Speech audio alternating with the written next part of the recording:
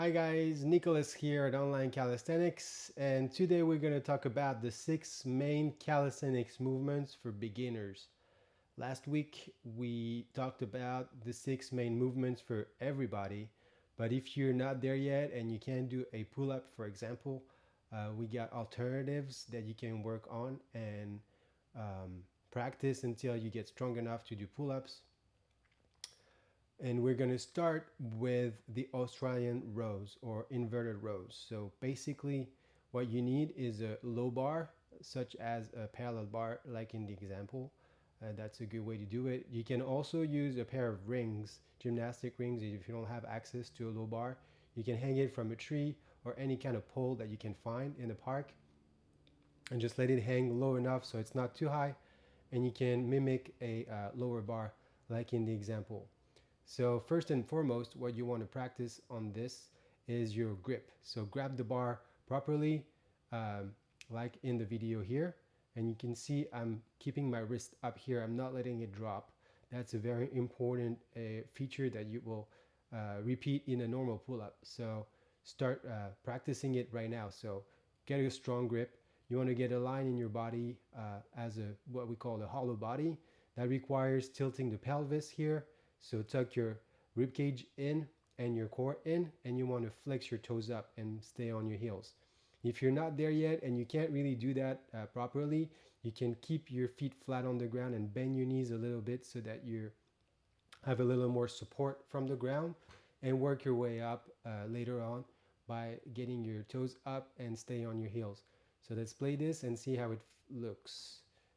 You will see graphic designs here that helps you figure out what the good form is. So the wrist here, very important, the toes up here, and that pelvis is the circle here, the pelvis tilt.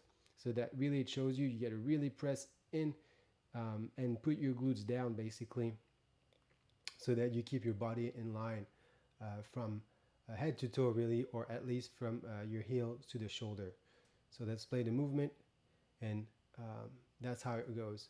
Very important factor here is the forward shrug. So really pull from your shoulders, not just from your arms. That's a common mistake or flaw that beginners have, is that they're not using their shoulders enough. So you want to really pull on the shoulders in the beginning and on your wrist. And then once your shoulders have took off or started the movement, you can take over with your arms and keep the pulling with your forearms and get as high as you can. Ideally, you want to bring your chest to the bar. That's an important cue here, so that you get enough range of motion. Usually, we want to go fast on the way up and trying to resist a little bit on the way down, working on that negative part of the movement. That builds a lot of muscles and it contributes to progress over time. Let's keep playing the video here. So fast on the way up, slow on the way down, chest to bar. When I'm reaching to the bar, I'm really activating my forearms so that really it keeps pulling me in a way. I'm finishing the movement with a lot of forearms and trying to connect my chest to the bar. Also, an important factor is to keep your elbows in. So tuck your elbows in, don't let it flare out, and try to pull as hard as you can. Just really try to solicitate or engage your serratus, your chest muscles, as much as you can, as well as your back. That's a very important detail here. So contract your rib cage and your core are two fundamental cues that are going to be very useful. Let's keep playing this. Fast on the way up, explosive, and then release. Boom. So that's a great alternative to pull-ups. Second movement we're going to talk about is what we call the Superman and Scorpio drill. These are great movements for those of you who don't have bars or rings. It's something you can do on the floor, really. It's harder than it looks, and if you can't go as high as I'm doing on the video, that's all good. Practice and make your way up, really build up from there. It's very important movements to master, and that will take you to the next level and make you progress dramatically. So let's see how it looks. You want to stay on your chest and your thighs really, and basically lift your feet up and your chest up. You want to keep that glute squeezed and really your lower back engaged as well, as you can see here, and lift your hands as high as you can without letting go. So you really want to counter um, balance your feet and your arms so that you engage the core. Very important drill. Once you're there, the point is to keep going basically. You want to look forward, don't let it drop too hard. Squeeze your shoulder blades together, and the whole point of that is going to go from Superman to a little bit higher, and we're going to squeeze our back, retraction, and then go down again. And we're going to rep that so that it builds a solid back structure over time. Let's play this. Here I'm lifting my feet up and I'm retracting my arms, keeping my hands up. As you can see, an important detail here, I'm not dropping my hands. That's a hard feature here to execute. And if you're not there yet, just try. And it's a key here that I want to point out is that if you can do a movement, just keep practicing it. Often I've seen that, oh, I can do this or I can't do that. And that's completely normal. We're all beginners at some point, and just keep practicing it and you will get this. I promise you. So keep your feet up. Once you do the Scorpio, retract your elbows back and squeeze your glute. Your glute is really the center of your body. This movement will make it very, very evident that it is. So a lot of people are missing their glutes. They're working a lot of core, but not really squeezing their glutes enough when they work out. This is going to contribute to help you do that. So keep your chest up, thighs off the ground, not just your feet, but also your thighs if you can. And you want to alternate those reps. So hold the Superman, squeeze to your Scorpio. And here is a drill that you can do. 5 seconds Superman, then 5 Scorpio reps. So that would be a static hold, and then you retract 5 times. Then you take a rest. Then you go for 4 seconds, Superman, and then 5 Scorpio reps, and etc. all the way down to 1 second and 5 Scorpio. You always do 5 retraction, so it really helps you build up that strength here over time. You can start at 10 even if you're already advanced. That's really a movement that anybody can do. It's hard. So implement that in your workout. Even if you're an advanced person, it doesn't matter. It will get you better. The third movement we'll talk about are the knee push-ups. Very classic movement for those of you who can't lift off yet. An alternative to that would be an elevated incline push-up as well can work, so that basically you start from a little higher than the ground. You can use a bar or you can use a box. All these work, but ideally you want to start from the ground and build your way up. So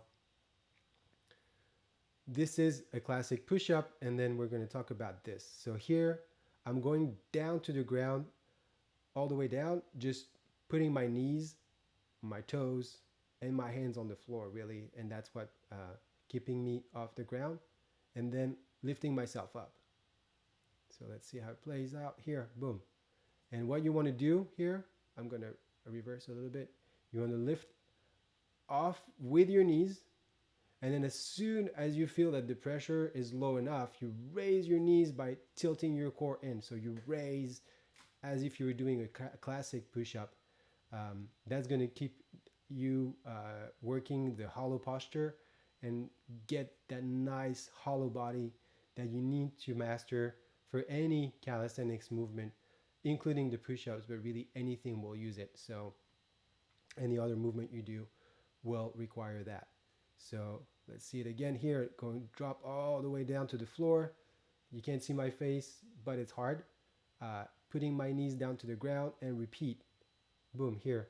You want to keep a straight line from your knees to your shoulders and make sure that you tilt the pelvis. So that's an important, very important feature here. That pelvis tilt, squeezing your glutes down, tucking your ribcage in and your pelvis, your lower abs in. Very, very important feature. So let's keep going here. And as you would do on a Australian pull-up, you want to go kind of slow on the way down, fast on the way up, explosive. Always work explosive as much as you can.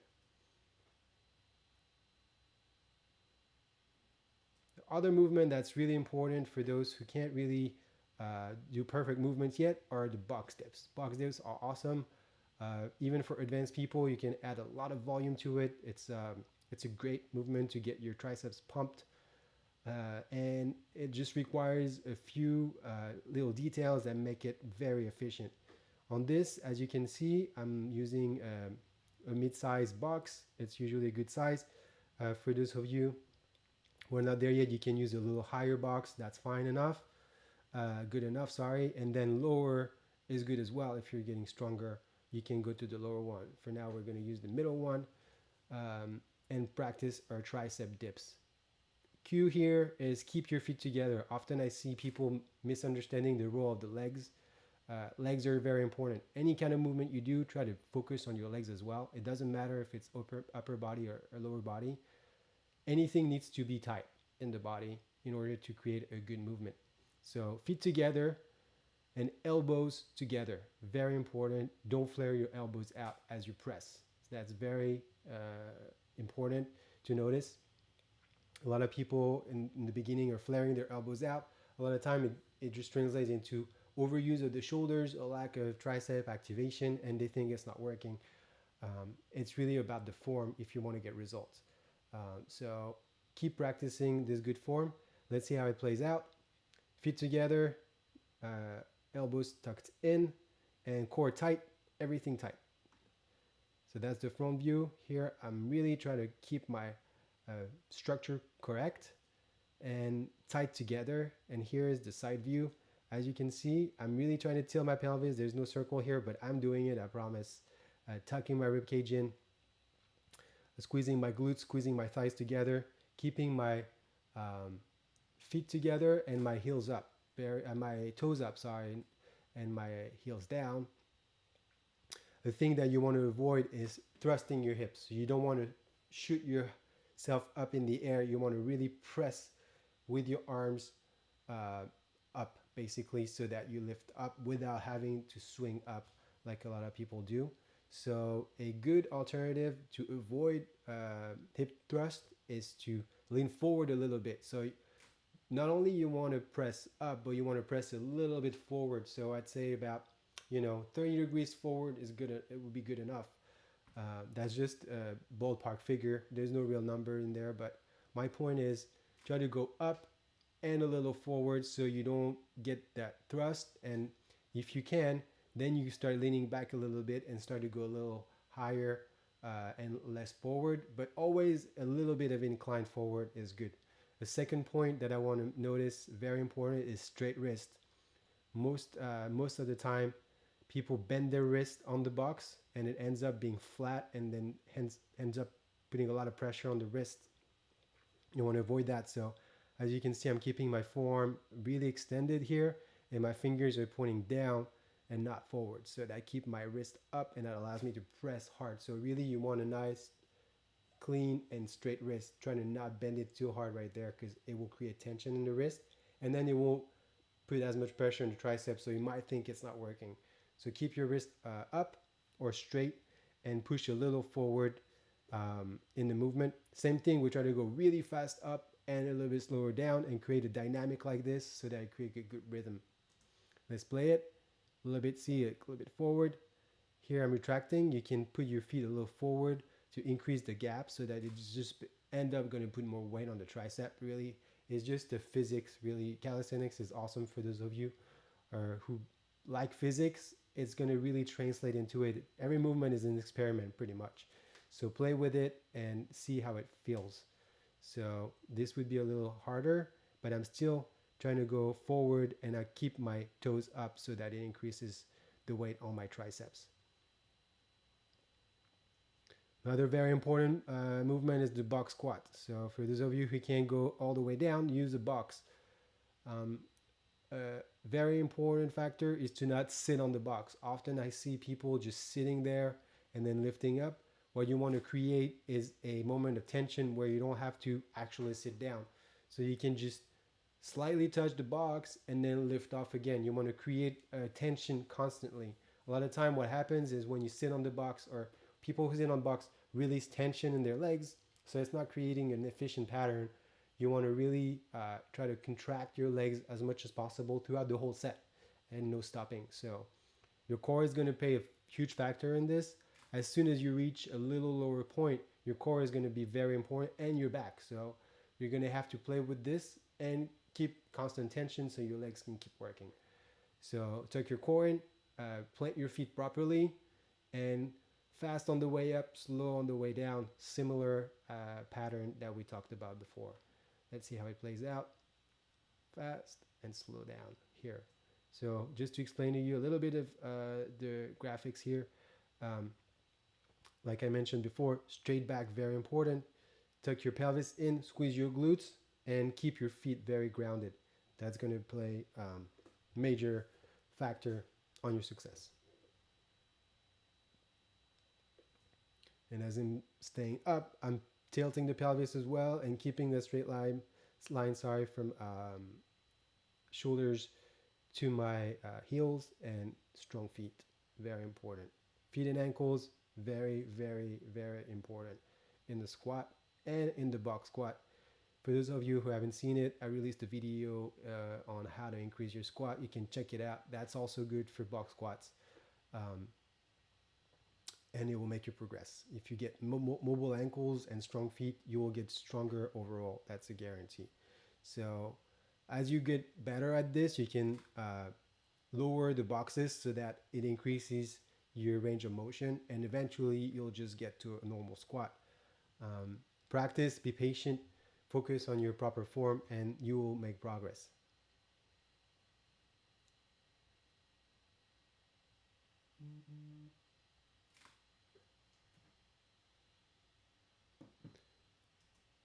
The other thing we need to talk about are the leg flutters. For those of you who can't really hold a leg, a hollow body hold yet, we can do a leg flutter, and the leg flutter is awesome. So let's see how that works. I am going to put myself a little bit higher on this one here so you can actually see something. Let me retract here.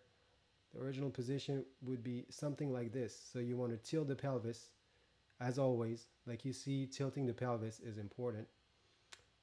Keep your feet straight, pointing up, and try to keep your feet in the air for a second. If you can't do that, which is hard, you can slightly bend your knees a little higher and bring it over to a degree that you can hold for now. And as always, work your way down this way to a level that's more challenging over time. So that's how we get into the position of the straight hold. But really, what I want to talk about here are the flutters here, which are a dynamic way of doing hollow body. So you want to keep the hollow posture, which is the emptiness in the front, hollow, empty, and point your toes and do a flutter with each foot, one after the other, whether it's vertical or lateral. You want to balance this into your workout. Maybe you can do 5 reps of each or 10 reps of each, and then repeat for a few sets.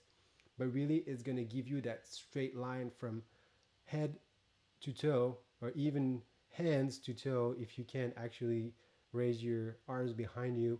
Even better, if you can't do it yet, just keep your arms along your body or even on the floor and work your way up until you can actually put it behind you. That's a great movement. So keep pointing your feet, very important, and mix vertical and horizontal reps. That's going to create a good balance in your movement, and it's going to make you stronger over time. Let's finish this video. And as you can see, I'm pointing hard. I'm really maintaining that straight line between my legs and my back, tilting my pelvis always and tucking my core. This little circle here is a secret that a lot of people need to work on. It's very much a feature that you will use forever, really, once you master it. So work on it and make progress. There you go for the lateral one, sideway. You'll feel it. You'll hear about it as scissors as well. There's different ways to call it. Point is, what's important is to do it no matter what. Mixing dynamic work and static work is ideal. So again, mix the flutters and that static hold. If you can't do it that straight yet, lift it up, bend your knees, and keep it up. Max it out and work your way up. Be patient. um, and you will get better. Patience in calisthenics is one of the secret weapons that a lot of people don't talk about, but it works. So practice those beginners movement and you will get to the next level. Practice this for 4 to 8 weeks. Be consistent and step up your game to the more advanced movements. And it's a never-ending work. So that's the beauty of it. You can always refer to those movements even if you are advanced. For example, on your off days, you can do quick reps of any of these. I still use it to that day. These are great movements overall, and they will make you break plateaus and progress throughout your life if you keep repeating them with good form. I hope that helps. If you have any questions, drop in the comment, and I will be back next week with a new video. Thanks for watching, and have a great day, guys.